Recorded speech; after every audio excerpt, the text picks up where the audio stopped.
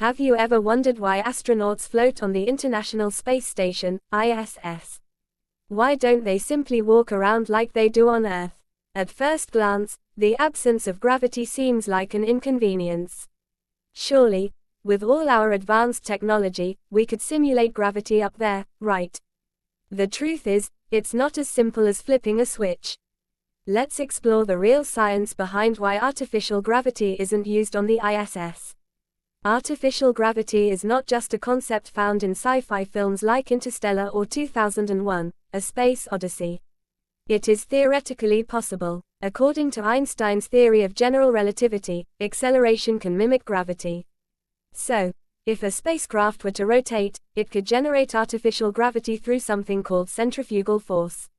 Here's how it works. When an object moves in a circle, it experiences an outward force. This force could push astronauts towards the outer edge of a rotating spacecraft, simulating gravity. Sounds clever, right? But now comes the problem: engineering. To create Earth-like gravity, the ISS would have to be enormous, much larger than a football field. It would also need to spin at just the right speed. If it rotates too quickly, astronauts would suffer from dizziness, nausea, and potentially harmful pressure differences between their head and feet. If it spins too slowly, it won't generate enough gravity to make a difference.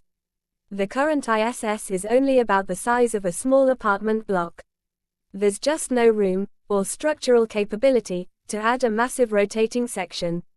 But it's not just about size and engineering. There's a much more compelling reason. The ISS is designed to be in zero gravity. That's the whole point. The primary mission of the International Space Station is to study the effects of microgravity on materials, biological systems, and the human body. This is something we simply cannot replicate on Earth. Inside the ISS, astronauts conduct thousands of experiments. How do fluids behave without gravity pulling them down? How does fire react in a weightless environment? How does the human body adapt over time?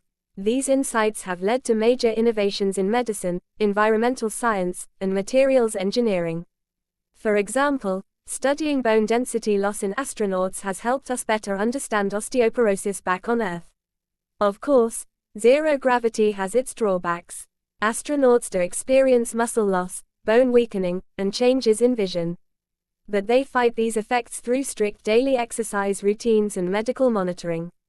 The European Space Agency, ESA, one of the ISS's major partners, has been at the forefront of these microgravity experiments.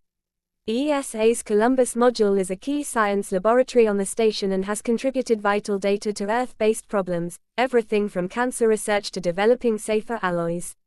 Now imagine this: if we introduced artificial gravity on the ISS, all of this research would become invalid. The entire purpose of the station would be compromised. So, it's not that scientists can't create artificial gravity, it's that they don't want her on the ISS.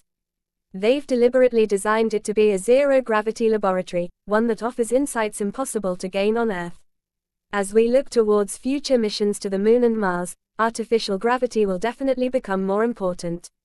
Long-term space travel does pose risks to human health, and rotating habitats may one day become a reality.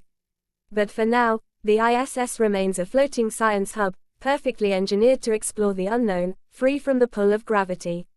If you found this fascinating, please like this video, subscribe to our channel, and tap the notification bell so you never miss another deep dive into the wonders of space. Got a space-related question? Drop it in the comments. Your curiosity might inspire our next video.